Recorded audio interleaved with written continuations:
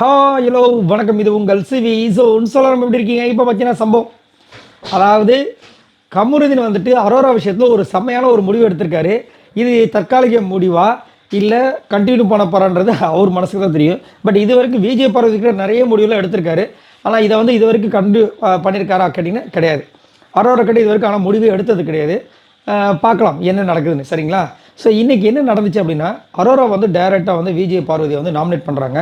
அதுவும் அவங்களுடைய பர்சனல் ரீசன்ஸை சொல்லி பயங்கரமாக வந்து ரொம்ப கலாய்ச்சி, அவங்க இந்த வீட்டிலே இருக்கக்கூடாதுன்னு என்னை நினைக்கிறாங்க, அதனால் அவங்களை நாமினேட் பண்ண சொன்னோடனே பிக் பாஸை வந்து இந்த ரீசன்ஸை சொல்லிட்டார்.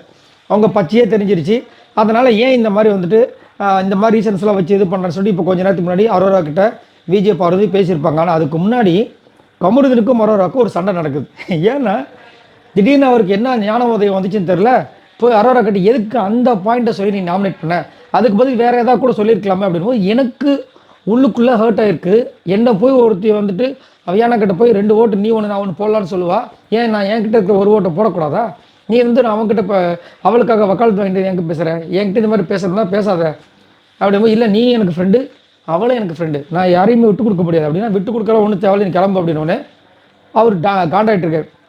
இப்போ என்ன பண்ணுவார், அங்கே பிரச்சனை திரும்ப விஜய் பார்வதிக்கிட்ட போவாரா, அங்கே போயிட்டு இதெல்லாம் சொல்கிறார். இது மாதிரிலாம் பேசினா கடைசியில் நானே சொல்லிட்டேன். அப்படியா, சரி ஓகே, நீ உன் வேலையை பாரு, நான் என் வேலையை பார்க்குறேன், உன் கேமை நீ தனியாக விளையாடு, என் கேமை நான் தனியாக விளையாடுன்னு சொல்லிட்டு வந்துட்டார். இது தொடர்ந்துச்சுன்னா செம்மையாக இருக்கும். யாருக்கு? கமருதீனுக்கு சுமையாக இருக்கும். யாருக்கு? அரோராக்கு. அந்த சுமையை கொடுப்பாங்களா கேட்டீங்க, கொடுக்க மாட்டாங்க. இன்னும் ஒரு 1 மணி நேரம் 2 மணி நேரம் இந்த டாஸ்க் இப்போ வர ஆரம்பிச்சிட்டாங்களா, அதில் வந்து ஜட்ஜாக வந்துட்டு ஜென் சைடில் வந்துட்டு கமருதீன், லேடிஸ் சைடில் வந்து அரோரான்னு செலக்ட் பண்ணிட்டாங்க. காலையில் நம்ம பார்த்துட்டோம், முடிஞ்சு போச்சு. இப்போ அங்கேயே பேசுவாங்க, அப்புறமா அந்த சண்டை வந்து பப்ளிக்காக பிள்ளையாக முடிஞ்சிடும். ஆனால் இதை வந்து சீரியஸ் நோட்டாக எடுத்தாருன்னா கண்டிப்பாக வந்து கமருதீன் இதுக்கப்புறம் சூப்பராக வெளியே தெரியறதுக்கு வாய்ப்புகள் இருக்குது. பட் அரோராவும் விஜய் பார்வதியும் அந்த விஷயத்தை பற்றி பேசிட்டு இருக்கும்போதே அண்ணன் வந்துட்டு வியானா கிட்ட கடலை போட்டுட்ருக்காரு. அப்புறம் என்ன பண்ண முடியும்? அதே மாதிரி விஜய் பார்வதி கிட்ட வந்து அரோரா பேசிட்டு இருக்கும்போது திடீர்னு வந்துட்டு நம்ம திவ்யா வந்து இந்த மாதிரி ஒரு டாஸ்க் நடக்க போகுது, பட்டிமன்றம் டாஸ்க்கு வாங்கன்னு சொன்னோன்னே லேட்டாக வராங்க.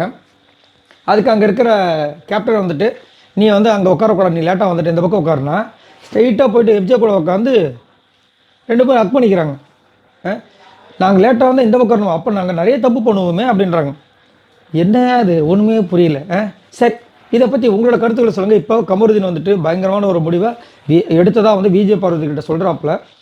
இது நிலையான ஒரு முடிவாக இருக்குமா, இல்லை இது முடிவே கிடையாதுங்க, இது ஒரு சின்ன புள்ளிங்க, கமாங்க, அடுத்தது பாருங்கள் இதை விட பயங்கரமாக பேசுவார்னு நினைக்கிறீங்களா? மறக்காமல் கமெண்ட்ஸ் பண்ணுங்கள், மறக்காமல் சப்போர்ட் பண்ணுங்கள். பாய் நண்பர்களே.